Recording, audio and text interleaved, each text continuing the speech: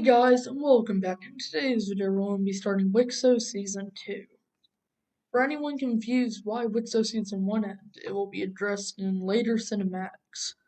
But all you gotta worry about is it may come back a few episodes here and there, just to kind of show you how it will all end. But we're going to be starting in this new series, as it's going to start to line up with our storyline. But yeah, like and subscribe, blah blah blah, and let's just get into the video. And yeah, this should be one of my better videos, hopefully. And we're actually going to see a few tribes start out here.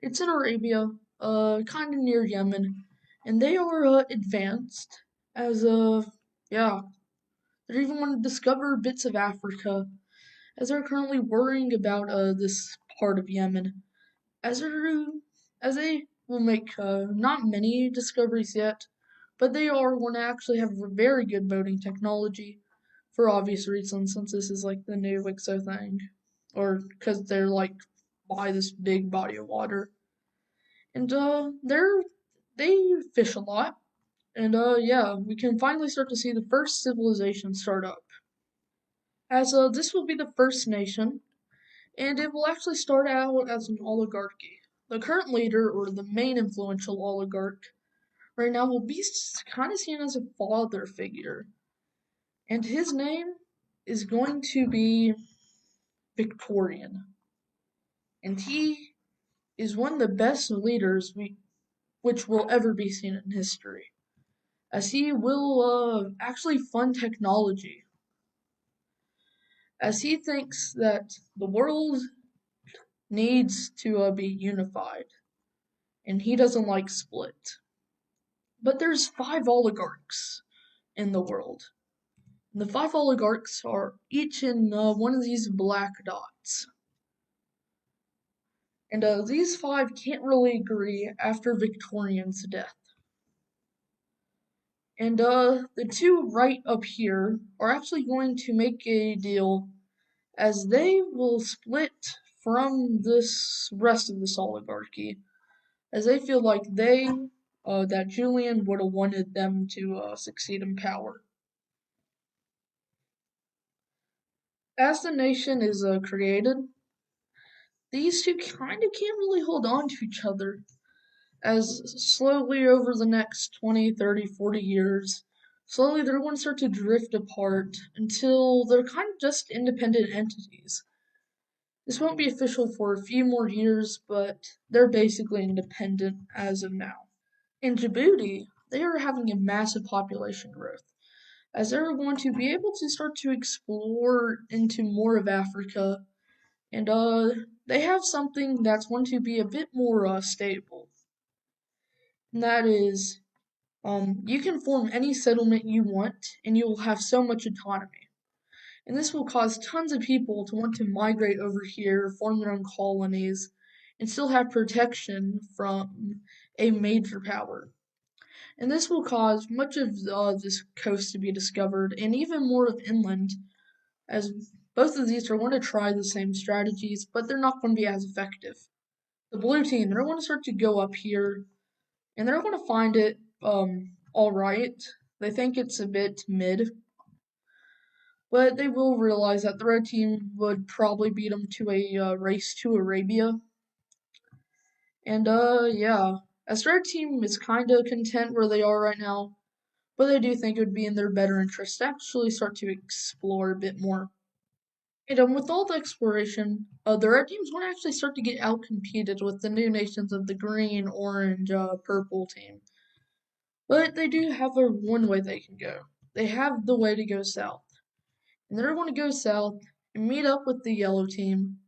And immediately, relations are going to be horrible, as the yellow team will launch the first ever invasion. As the red team don't have enough troops to supply this, they're eventually going to lose most of their colony, as they're sad now, as they are not allowed in the treaty to go past their current colony. And now in Africa, once again, since there's only 2 nations on the continent, the yellow team is basically the juggernaut of this world, as they have millions of people that are willing to explore. Not millions, but thousands. as the blue team and the yellow team don't really like each other either, as they're going to start to race up to see who can control much of the Red Sea coastline. And the blue team's going to actually dominate this, as it's really the only thing they need to fund, besides their army and all that. And the blue team's going to effectively win, as the yellow team will stop the race, as they feel like Africa or Southern Africa is way more important than whatever the blue team's getting at. Explorers will continue to go into Arabia, as they're going to start to even get to places like Oman. And yeah, it's a new and exciting time for much of this world, as both feel like that each one can control the world if they really want to. And one nation really wants to control the world. Not one nation, one person. Mosca. Wrong layer. A person named Mosca. He is from the red team, but he wants to truly rule the world. He wants everyone to bow down to him, King Muska. And it will be the first kingdom. And it will be expansionist. But expansionism isn't sustainable, but he'll try. He'll be very successful, even starting to discover areas in the UAE, as he will even reach into Persia a tiny bit, as a few fishermen will be like, yeah, there's just big mountains over here. They find most of this land useless, but they really just fish. They don't really do agriculture much, and so Muska will find it suitable for his upcoming empire.